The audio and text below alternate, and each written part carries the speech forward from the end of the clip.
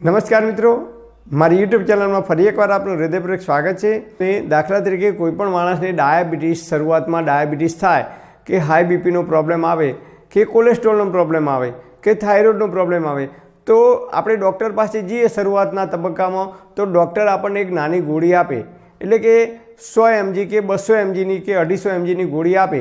આપણે 6 મહિના 12 મહિના ખાઈએ એટલે સરસ મજાનો ફેર પડી જાય। આપણું ડાયાબિટીસ હોય તો ડાયાબિટીસ કંટ્રોલમાં થઈ જાય છે, હાઈ બીપીનો પ્રોબ્લેમ હોય તો હાઈ બીપી કંટ્રોલમાં થાય છે, થાઇરોઇડનો પ્રોબ્લેમ હોય તો થાઇરોઇડ કંટ્રોલમાં થાય છે। પરંતુ 6 મહિના કે 12 મહિના કે 1.5 વર્ષ થાય પછી આપણે ડૉક્ટર પાસે જઈએ અને બીપી ચેક કરાવીએ કે ડાયાબિટીસ ચેક કરાવીએ એટલે પાછું થોડુંક હાઈ આવે એટલે પાછા ડૉક્ટર એમ કહે કે ભાઈ તમારે ગોળી બદલવી પડશે। ગોળી બદલવી પડશે મતલબ કે ધારો કે 250 mgની ગોળી હોય તો ડૉક્ટર 400 mg કે 500 mgનો ડોઝ વધારી દેશે, ડોઝ ડબલ કરી દેશે, ત્યારે જ આપણું બીપી કંટ્રોલમાં થાય છે। આમ 100 mg હોય તો 200 mg, પછી 300 mg, 400, 500, આમ ધીરે ધીરે ડૉક્ટર સાહેબ પાસે જેમ જેમ આપણે વર્ષે 2 વર્ષે જઈએ તેમ તેમ આપણો જે ડોઝ છે ધીમે ધીમે વધતો જાય છે। કેમ વધે છે ખબર છે? ક્યારે કોઈને આપણે જાણ્યું છે કેમ વધે છે? ડૉક્ટર સાહેબ કેમ આપણો ડોઝ વધારતા જાય છે? તો આપણું લીવર છે એ શું કામ કરે છે હવે એ જાણીએ। તો આપણું લીવર છે એ બોડીગાર્ડનું કામ કરે છે। જે રીતે કોઈપણ ટોલ નાકા ઉપર આપણે જઈએ તો પોલીસ ઊભી હોય તો પોલીસ દરેક માણસને ચેક કરતાં અંદર જવા દે અને દાખલા તરીકે 1 મિનિટમાં એક માણસને ચેક કરે અને પછી જવા દે। હવે વધારે માણસોને અંદર ઘુસાડવા તો શું કરવું પડે? રોજના 200 માણસ આવતા હોય તો 1 મિનિટમાં એક પોલીસવાળા છે 1 મિનિટમાં એક માણસને ચેક કરી અને અંદર જવા દેતા હોય તો એની અંદર ઘૂસ મારવી હોય તો શું કરવું પડે? તો 200 માણસની જગ્યાએ 400 કે 500 માણસ ડબલ કરી દઈએ તો પોલીસવાળા શું કરે? એમનો ટાઈમ બચાવવા માટે અથવા એ જ સમયની અંદર 1 જ કલાકની અંદર એ 400 માણસને અંદર જવા દેવા હોય તો શું કરે? એકને ચેક કરે, બીજાને જવા દે, એક ચેક કરે, બીજાને જવા દે, એક ચેક કરે, બીજાને જવા દે। આમ રેન્ડમલી એક પછી એક બધાને 400 ચેક કરી શકતા નથી, કારણ કે એમની પાસે સમય મર્યાદા હોય છે કે 1 કલાકની અંદર જ આટલા લોકોને અંદર જવા દેવાના હોય છે, નહીં તો એમનો ટાઈમ થઈ જતો હોય છે।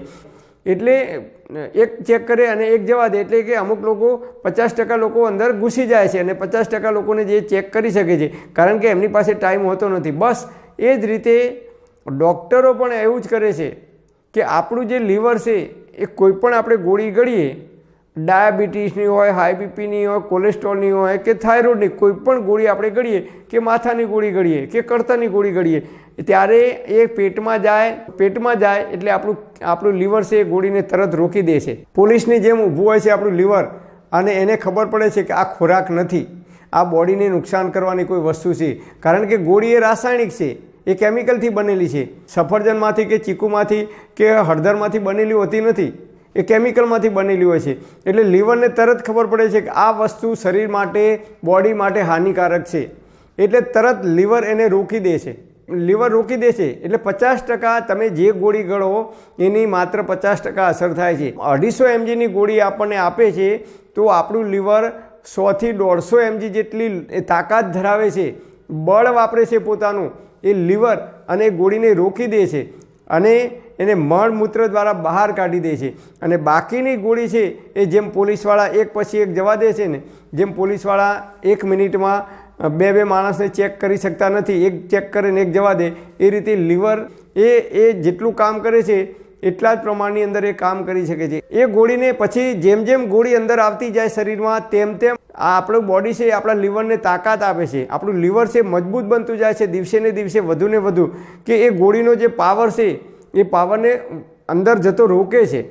50% જતી હોય તો 40% કરી દે છે, 30% કરે છે, 25% કરે છે, 20% કરે છે। આમ આપણું લીવર છે તાકાતવર બને છે અને એ ગોળીને રોકવા માટે સક્ષમ બનતું જાય છે। અને એટલા માટે તો આપણે કહીએ છીએ ને કે ભાઈ આ બધી જેટલી પણ ગોળીઓ આપણે ગળીએ એ ગોળીના લીધે આપણું લીવર કે કિડની ખરાબ થઈ શકે છે લાંબા ટાઈમે। એનું કારણ એક જ છે કે કિડનીને પણ એ વસ્તુને વારંવાર ગાળવી પડે છે, એ કેમિકલને એની અંદરથી કિડનીમાંથી પસાર થાય છે અને એ પછી જ એ બહાર નીકળે છે. એટલે કિડની પણ લાંબા સમય સુધી જો વધારે પડતી દવાઓ ખાઈએ તો કિડની ઉપર અસર થાય છે, એનું કારણ આ જ છે. અને લીવર ઉપર અસર થાય છે, એનું કારણ પણ આ જ છે. હવે લીવર શું કામ કરે છે? તો ડૉક્ટર પાસે જઈએ આપણે 12 મહિના 1.5 વર્ષ પછી, એટલે ડૉક્ટરને આપણે કહીએ કે સાહેબ પહેલાં ગોળી ગળતો હતો એટલે મારો ડાયાબિટીસ કંટ્રોલમાં રહેતો હતો, કે મારું બીપી કંટ્રોલમાં રહેતું હતું, હવે મને ચક્કર આવે છે, કે આ તકલીફ થાય છે, કે જે કંઈ તકલીફો થવાની શરૂઆત થઈ જાય છે. એટલે ડૉક્ટર પાસે જઈએ એટલે ડૉક્ટર પછી ચેક કરે, એટલે ડૉક્ટરને ખબર પડી જાય કે આમનું લીવર છે એ મજબૂત થઈ ગયું.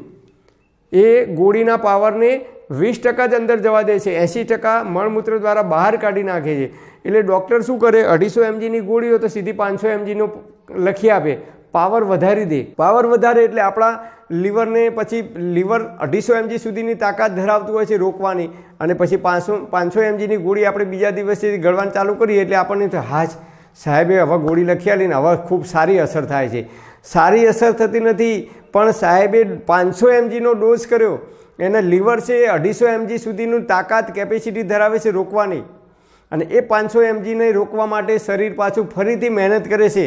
આપણું લીવર, આપણી કિડની ફરીથી એ વસ્તુને રોકવાનો પ્રયત્ન કરે છે 6 મહિના 12 મહિના સુધી. અને એ પોતાની જે તાકાત છે એ ખોરાકને પચાવવામાં નહીં, પરંતુ આવી જે નકામો કચરો જે આવે છે, જે કેમિકલ આવે છે, જે રસાયણ આવે છે, એને રોકવા માટે, શરીરના અન્ય ભાગોને નુકસાન ના કરે એટલે એ કચરાને રોકવા માટે લીવર છે અને કિડની છે પોતાની પૂરેપૂરી તાકાત લગાવવાની શરૂઆત કરી દે છે. અને એના લીધે આપણે કહીએ છીએ કે ભાઈ આ માણસ રોજ દારૂ પીતો હતો તો 15 કે 20 વર્ષે એની કિડની ખરાબ થઈ કે લીવર ખરાબ થયું.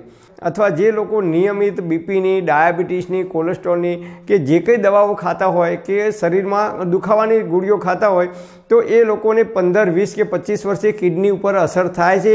અને અમુક લોકોને કિડની ખરાબ થઈ જાય છે, અમુક લોકોને 2 કિડની ખરાબ થાય છે 55, 60 કે 65 વર્ષની ઉંમરે, અને અમુક લોકોને ડાયાલિસિસ કરાવવાની જરૂર પડે છે. તો આ વધારે પડતી જે આપણે ગોળીઓ ગળીએ છીએ, દવાઓ કહીએ છીએ, એ દવાઓના લીધે આપણા શરીરની અંદરના જે ઓર્ગન છે એ ધીમે ધીમે ખરાબ થવાની શરૂઆત કરે છે. કારણ કે એમની પાસે જે તાકાત હોય છે એ બોડી પૂરેપૂરી શક્તિ, પૂરેપૂરી તાકાત એ કેમિકલથી બચાવવા માટે મજબૂત કરે છે. તાકાત એની અંદર વપરાઈ જાય છે અને એના લીધે એ છેવટે થાકી જાય છે, હારી જાય છે અમુક સમયે 20 કે 25 વર્ષ પછી. અને આપણે કહીએ છીએ કે ભાઈ આમનું લીવર ખરાબ થઈ ગયું કે આમની કિડની ફેલ થઈ ગઈ. તો એનું કારણ આપણે પોતે જ છીએ, આપણા બાજુવાળા નથી, ઉપરવાળા કોઈ નથી. ઉપરવાળાને પણ દોષ આપવાની જરૂર નથી. ઘણીવાર આપણે કહીએ છીએ અરે રે ભગવાને આની કિડની ખરાબ કરી દીધી, 2 કિડની ખરાબ કરી દીધી, કે ભગવાને આમનું લીવર ખરાબ. ભગવાન ક્યારેય કોઈનું લીવર કે કિડની ખરાબ કરતા જ નથી. આપણે પોતે જ એવા ખોરાક લઈએ છીએ, એવી રહેણીકરણી, એવી લાઈફસ્ટાઈલ આપણે અપનાવીએ છીએ, અને એના લીધે દિવસે ને દિવસે વધુને વધુ આપણા શરીરની અંદર બીમારીઓ આવતી જાય છે. અને એ બીમારીઓને દબાવવા માટે, એ બીમારીઓને રોકવા માટે આપણે અનેક પ્રકારની ગોળીઓ ગળતા થઈ ગયા છે. ડાયાબિટીસ, હાઈ બીપી, કોલેસ્ટ્રોલ, ઘણા લોકો ગેસ ના થાય ગેસની ગોળી લે છે, અમુક લોકો એસિડિટીની લે છે, અમુક લોકો શરીરમાં કળતર થાય એની લે છે, અમુક લોકો B12ના ઇન્જેક્શનની ગોળી લે છે. આમ અનેક પ્રકારની ગોળીઓ, દવાઓ આપણે ગળતા થઈ ગયા છે ચણા મમરાની જેમ. તો એના લીધે કિડની અને લીવર સમય આવે ત્યારે ખરાબ થઈ શકે છે. તો આપણે જીવનશૈલીની અંદર પરિવર્તન કરીશું, ખોરાકની અંદર પરિવર્તન કરીશું, આપણી રહેણીકરણીમાં પરિવર્તન કરીશું, તો આપણે જ્યાં સુધી જીવીશું ત્યાં સુધી આપણી કિડની હોય કે લીવર હોય કે અંદરના જે કંઈ ઓર્ગન્સ હોય એ તંદુરસ્ત અને નિરોગી રહી શકશે. પરમપિતા પરમાત્મા આપ સર્વેને તંદુરસ્ત અને નિરોગી રાખે એવી હૃદયપૂર્વક મારી પ્રાર્થના. Thanks for watching my video. Thank you.